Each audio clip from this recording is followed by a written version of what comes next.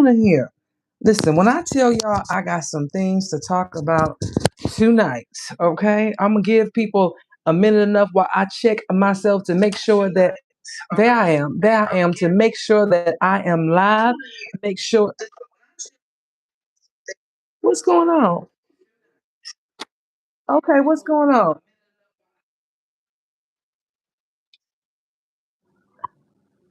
Okay, am I still here?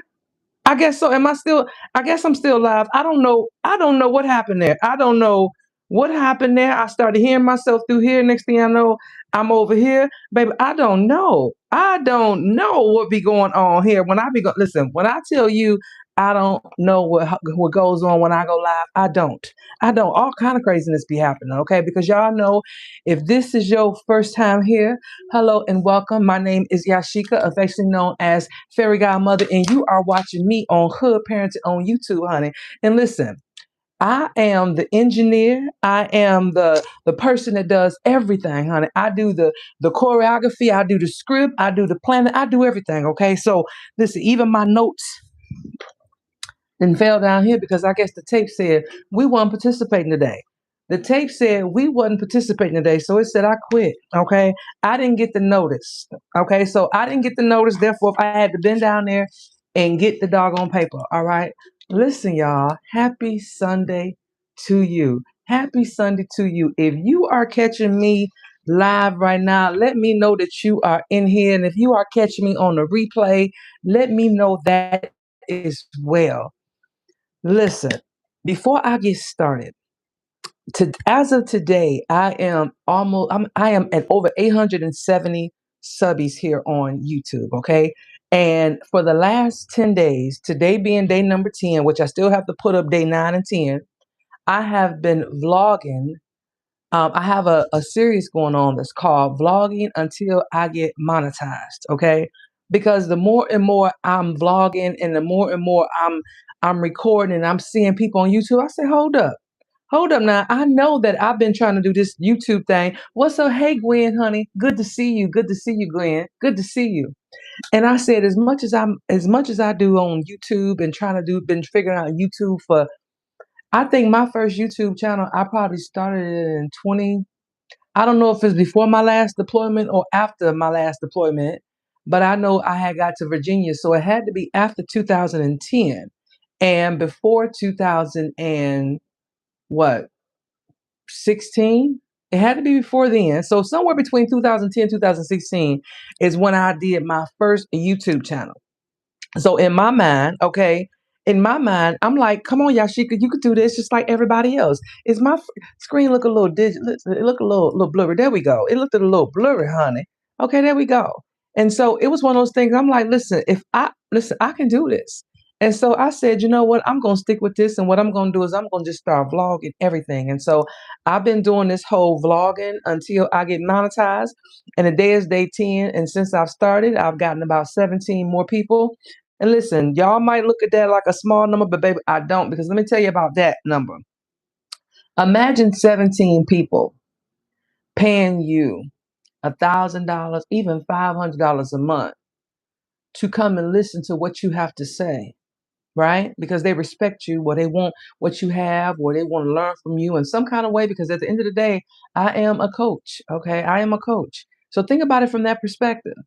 Okay. So if I get me about 17 people, even if they gave me, let's just say $200 or $100 a month, that's $1,700 a month. Okay, a year, baby.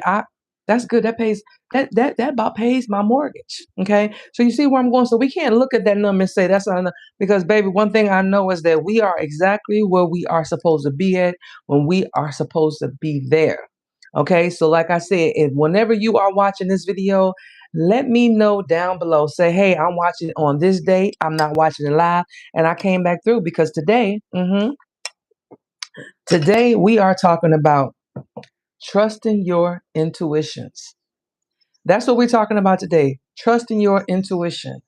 And with that, I decided to tell my Squid Game story. And so, if you don't know, back last year, we're in 2026. Back in January of 2025, I was a contestant on Squid Games season two, Squid Games The Challenge season two, that's on Netflix. Okay. I decided today, I think it's because I have this window open in my office while I always cough when I come in here. I think it's the pollen. With that being said, I was a contestant on Squid Games. I was player 309. All right. And there's a lot of things that I could have brought in here with me, but I was like, I'm not doing all that. But this was my packet. Okay. This was my packet. And you can Google it, the whole 9 yards. When they flew us to London, and here's the whole thing. Congratulations. Here's the whole thing from Lambert Studio, right? So I was a contestant on Squid Games, the challenge season two. So here's the story that I want to tell in regards to trusting your intuition. Now, my allergies. I will not tell you all of the things that happened that led me to that particular game show, because then we will be here for a long time for me to show you how I see the dots connect. But what I do know is that this particular story right here is the true definition of trusting your intuition. So here's how it happened. When you get to the place, the game show, they take everything from you. Your phones, your if you have Apple Watches, computers, laptops, anything digital that you could possibly have contact with the outside world. Not only that, but you are totally, totally separated from everybody. We're in what we call cohorts. And so the cohorts consist of about 50 people apiece. And the cohorts are broken down by, I guess, whatever dynamic they chose, because it was a little bit of everybody in each cohort. So, my allergies.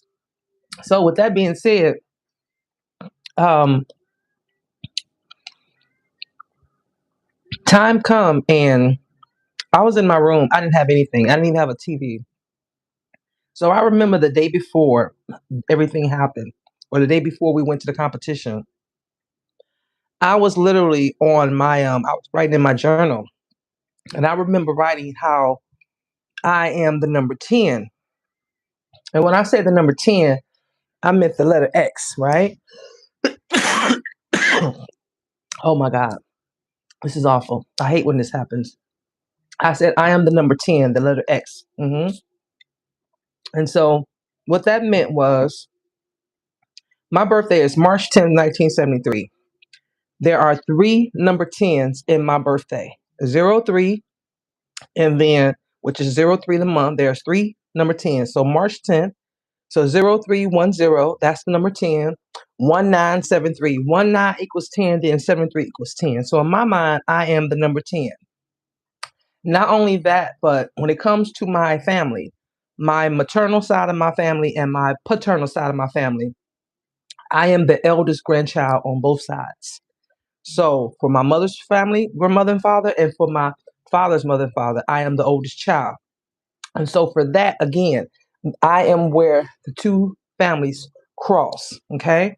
So this is the things that I wrote in my journal the day before, which was that Sunday. And I've hidden that book from myself. I don't know where it's at, but somewhere I hid that book so that when I told the story again, that I would have proof because of where I wrote it at. But I don't even know where I hid the book at. But people know this story, and I don't have to feel my life because I know that things have purpose in my life. So I'm writing this in my journal, how I am the number 10, how I don't know.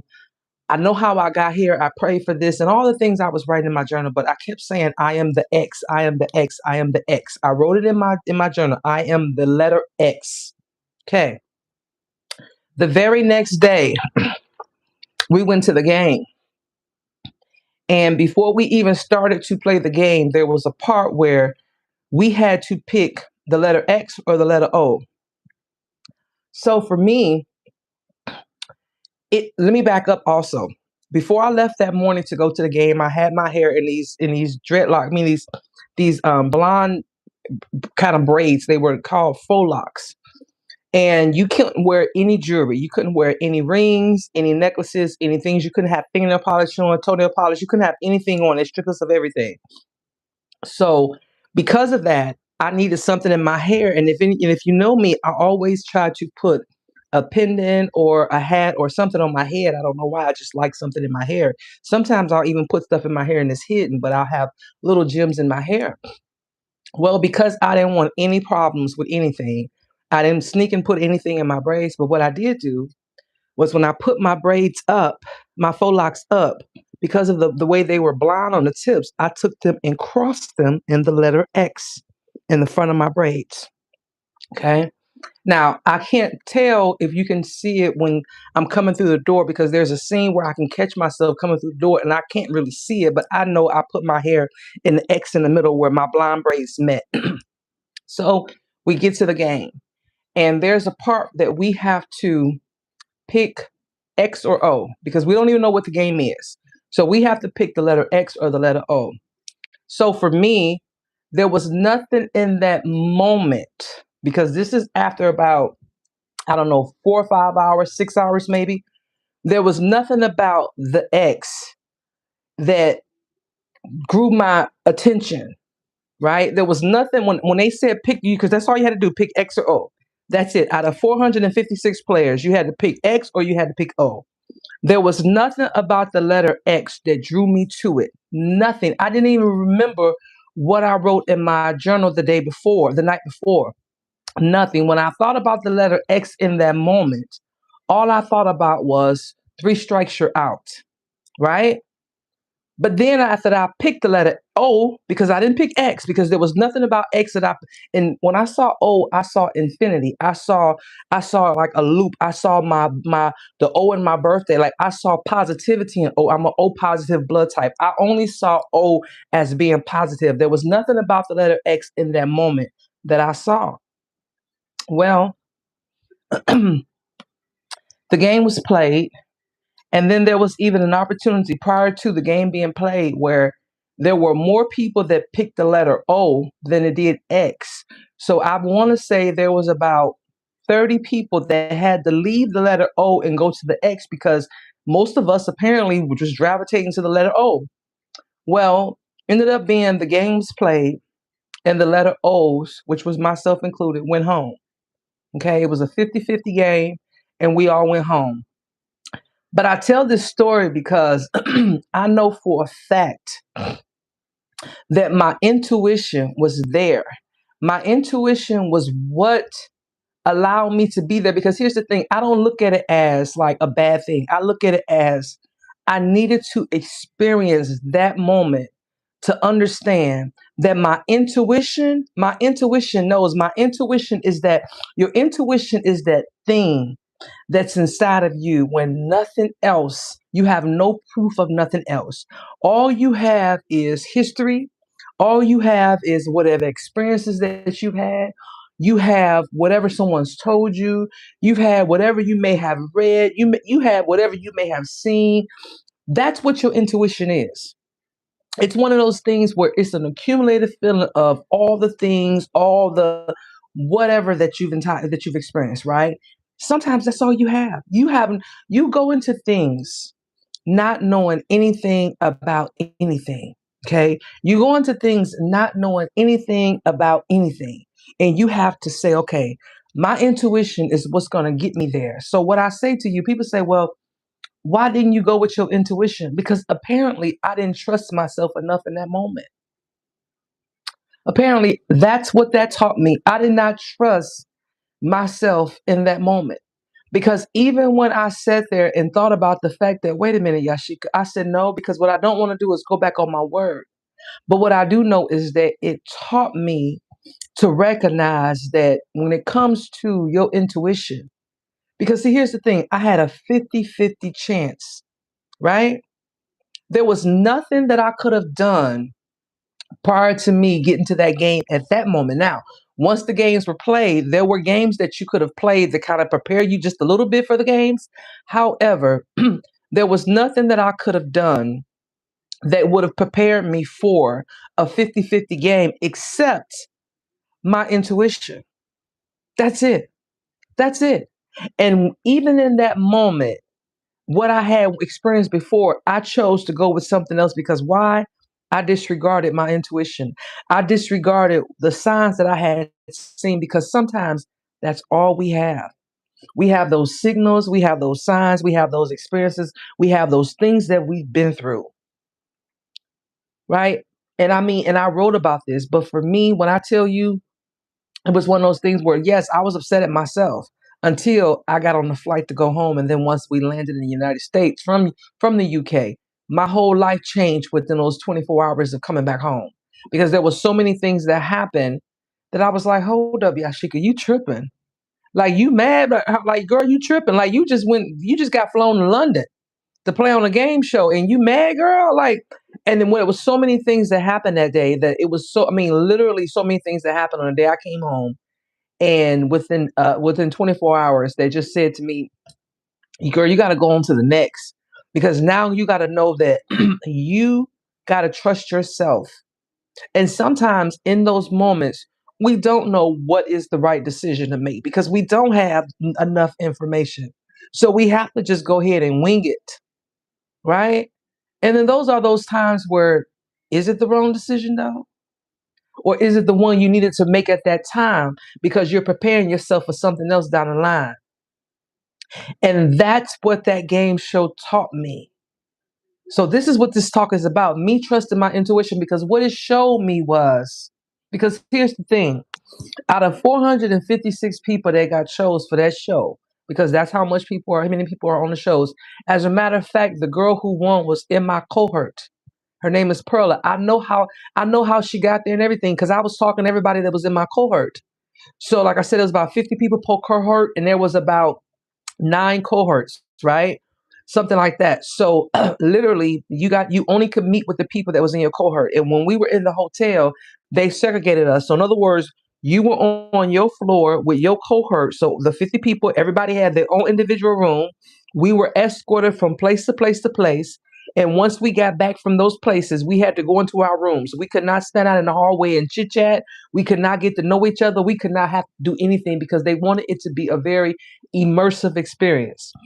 And so immersive means that you don't get to know your players or your fellow players until you get there. Unless you sit down with them at breakfast or lunch or whatever, which is the 50 people in your cohort. But out of 50 people, it's 456 people. So you ain't got time to be just there, mingling with the people that you around at that moment. Once the game start, you got to go make friends as much as possible because you never know. So with that being said, the girl Perla, I was in a co she and I were in a cohort together. And so when I came back from the game and the people that I was on a flight with, and then the things that I discovered about the people who were on the game, because when I went to the game, I had 26 subbies on YouTube. Okay. 26 subbies on YouTube. There was a lot of things that I was trying to do because I still ain't got a lot of nothing, nowhere. But what I do know is that it showed me that I'm seen. Like in other words, when they broke it down the demographics, they said, man, because I was upset about getting put off the show because it didn't happen the way I wanted it to happen because I felt like I didn't have a big enough chance to play, not in the way that we went out because somebody else made the decision for us. But that's another story. You got to go watch the season. All right, Netflix. Watch the first episode, season 2 of Squid Games, the challenge, and you'll see how we all got eliminated. With that being said, for me, I was one of those things like, so I didn't go out like the way I wanted to. And so afterwards, when we were on our bus ride back to the hotel, I was upset. And so the guy was talking to me. One of the producers was like, ma'am, do you understand there were over 100,000 people that applied for this season of Squid Games? He said over 100,000 people. And this is just season 2. He said, and you were one of 456 people that got chosen for this game. He said, not only that, but we don't even know if it's going to be a season 3. And that means that you guys are going to history because only be less than 1,000 you're playing. He said, not only that, but he said a lot of the people that came on here were chosen because of their social media following. Whereas that for me, again, I had 26 YouTube followers. But because of the interview that I did, and I was one of the first people that got to interview, and when I tell you the interview was just one of those things where I mean, all of me must have showed up because they started recording me immediately. They was like, "Can we get you to do that again and record you?" And so what I'm saying is, I got on there on my own free will. It wasn't because I had a whole bunch of followers. And in fact, it wasn't because I was useful. And some people got on there because they were able to bring a partner, a brother, a sister, a sibling, whatever. I had nobody. I was solo dolo. Okay. Solo dolo. And I got on there on my own personality. So that's what that game showed me. So it wasn't about the fact that I got put out on the first episode. It was about the fact that I recognize that I am seen and that I have a voice. And so my intuition helps guide me. And so if you're somebody out there that's trying to figure out what are you supposed to be doing, you listen to that voice inside of you, right? You're doing exactly what you're supposed to be doing. And it's just that simple. You don't let anybody tell you anything else. Because I know for a fact, if it was not for those experiences, I would not have kept going. Because right after that, I got on Soft White Underbelly on YouTube. Google it. Soft White Underbelly Yasheka. I pitched myself to him when I came home. And I got on that show immediately after. He flew me to LA. And then there's other things that I'm doing or have done and will continue to do because I don't know how to stop. Because I know what I want to do in this lifetime and can't nobody else tell me anything else. And because I don't have anybody to call and say, hey, how do I do this? Or what do I do? We only have our intuition. We only have those things that we've been shown or the signs or the experiences that we had to guide us. We are living this life for the first time that we know of. So you have to sometimes say, okay, I got to just go in for it. And you will see the signs. Because one thing I know about this life, you're not out here by yourself. Because I know that to be true. Because I tell people all the time, there's no way. I don't care what anybody say. I survived 25 years in the U.S. Army as a young black girl from Detroit, Michigan. And I say that because I have generations, two generations of people that came before me. Now, granted, it was different times. All the things was different. But I had two generations that came before me. And I was the one that finally made it to the end. And so I know that I did not do it by myself, is what I'm saying. They helped me. They carry me, and they're no longer here in spirit. They're no longer here. I'm sorry, in physical. They're only with me in spirit. So what I'm saying to you is that you have to say, okay, I'm going to go and do this thing. Let your intuition guide you. Don't let anybody tell you anything different. Because had I not done that, I wouldn't have never gotten on that show and done the things that I've done after that. But my intuition, while I was there, it let me know, hey, girl. So I'm glad because now I don't doubt myself. Now, when there's something that I want to do, I do it because I don't know what it is I'm supposed to be doing. Like I said, we don't have anybody to call. There's nobody to pick up the phone and say, "Hey, how do I do this or how do I do that?" So all you know is that these are things that you want to do because and what made me really say this talk was again, since I've been vlogging, this morning when I was vlogging, I don't know how, but there was this thing that came over me before I went to church and I made a recording. And what I said is, I don't know what I'm doing, but whatever it is, I can feel something big coming. I don't know what it is. Like, I absolutely don't know what it is, but I can feel something big coming. And whatever it is, it gives me like butterflies. You know how your heart kind of skips a beat. You know how you just kind of you kind of you don't know something is like make your heart it's like you antsy about something like something is going like I'm expecting something. It's like you know how you expecting some good news and you are like can't wait till it come. You know it's coming, but you don't know when it's coming. Here's the thing, I don't even know what the good news is. I have no idea what it is, but whatever it is, I know it's coming. And so that's what prompted me to have this conversation today. Because for me, the last few weeks, I've been playing chess, and I never wanted to learn to play chess, and that's a whole nother story. But I was guided back in October, November to learn to play chess, and so it's been about a good 6 months now where I've been learning to play chess because chess is teaching me things about patience. It's teaching me things about looking at the bigger board. It's teaching me making moves for several different places at several different times, and I thought I was doing good. I thought I was doing good in life, but apparently I wasn't doing good enough. And so I was guided to go and learn to play chess. And so as I'm doing this, I'm like, I don't know why I do the things I do. I don't know why I'm moving the way I'm moving. What I do know is that My intuition is guiding me. My intuition is guiding me. That's all I know. There's something in me that's pushing me these ways and that way. And sometimes I can't explain it to people when they say, "Well, Yasheka, why are you doing this?" I don't know. Why are you doing that? I don't know. Why are you continuing to try to do these things and you're this age and this and the third? I don't know. All I know is that something tells me to do it and I do it. And whatever it is, I'll do the best that I can. And when it don't turn out the way I want to do, of course, I'm just like anybody else when things don't work out. I'm going to be upset. I'm going to be angry. I'm going to be, well, why me? And lick my wounds and do everything. But then after that, I'm going to give it a couple days and I'm going to get on up and I'm going to try it again. Why?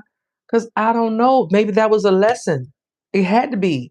But I got to figure it out and I got to keep going. And all I have at that moment is the things I've experienced before, the pattern recognitions, the memories, the experiences, the doggone just knowing how to survive, right? Because our intuition is not magic. It's just that part of us that helps guide us when we don't even know what we're doing and why we're doing it. We're just doing it, and it gets us there. And that's all I know. That's all I know. And so I don't know who this message is for, but I know it wasn't just for me, because never are my messages just for me. And so listen. If you are doing a drive-by, okay, like a pew, I just saw this lady in this old pretty right umbrella, yellow dress with that spider in the middle of her chest today. If you are just doing a drive-by, let me know you just stopped in on this good old Sunday and said hello to me, okay? And drop a comment down below if you enjoyed this episode or if you got something out of it.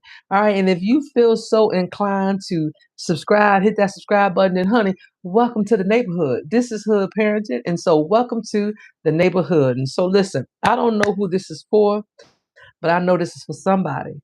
But when it comes to your intuition, you better trust it, because in a world where nothing is, listen, nothing is ever what it seems. All you got is that what you know inside of you. And so sometimes we do things because we don't think, right? But pay attention, because that's all we have sometimes. And so, listen, y'all go on and be great. Don't forget to subscribe, like, comment, and share. And catch me next Sunday for another episode of Hood Parents Alive. And I will catch you guys in the next video. Bye.